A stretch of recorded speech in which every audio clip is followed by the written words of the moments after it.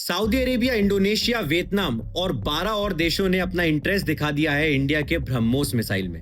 वो ये कह रहे हैं कि इंडिया, हमने ब्रह्मोस की ताकत देखी, हम इस वेपन को अपने देश की आर्सेनल में, जो हमारे वेपन्स हैं, उसका पार्ट बनाना चाहेंगे। आप हमसे पैसे लीजिए और हमें ये वेपन दीजिए।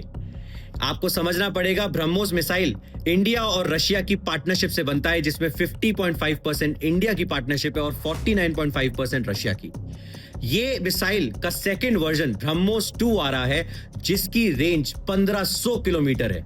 जिसका सिंपल सा आंसर यह है कि हमारे किसी भी जवान को शहीदी नहीं होगी, क्योंकि हमारे जवान अपने देश की एलओसी के अंदर रहकर हमारी साइड से ऐसा अटैक करेंगे कि इंडिया पर कोई आंख उठा के नहीं देख पाएगा।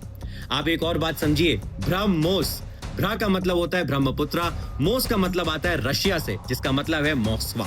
तो हमें यह समझना पड़ेगा कि ये दो वर्ड्स के साथ बनता है इंडिया का सबसे पावरफुल वेपन, जो बिना कोई एलओसी क्रॉस करे जवाब देकर आता है। इसकी नई मैन्युफैक्चरिंग यूनिट लखनऊ में सेटअप हो रही है, जिसके बारे में आपने सुना होगा, बट ये पहले से नागपुर में मैन्युफैक्चर हो रहा था। उसके अलावा हैदराबाद में इसकी रिसर्च एंड डेवलपमेंट विंग थी, त्रिवेंद्रपुरम में इसके बहुत सारे की कंपोनेंट्स बनते थे, और हेडक्वार्टर्स हमारे दिल्ली में है, जो इंडिया की कैपिटल है।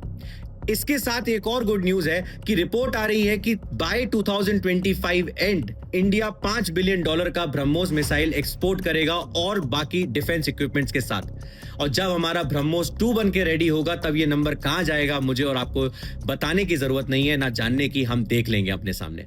एक और अच्छी न्यूज है कि इंडिया का export of defence equipments $5 billion को 2025 में क्रॉस कर देगा, और 2026 के एंड तक ये 10 बिलियन को भी क्रॉस कर सकता है। मैं आपको बता दूं दोस्तों, $10 बिलियन पाकिस्तान का डिफेंस बजट है।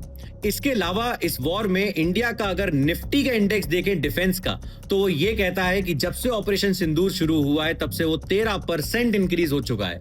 और वो 13% इंक्रीज क्यों हुआ है? क्योंकि वो दिखाता है कि वर्ल्ड इंडिया के डिफेंस इक्विपमेंट्स में इंटरेस्ट ले रहा है।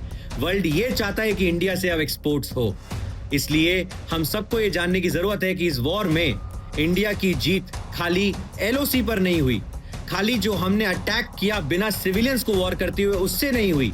हमारी जीत एक और फ्रंट पे हुई, जो है इकोनॉमिक फ्रंट।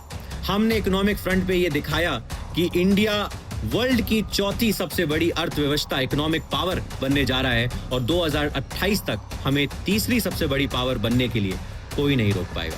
हम बनेंगे, हम जर्मनी को पीछे छोड़ेंगे। जय हिंद, जय भारत।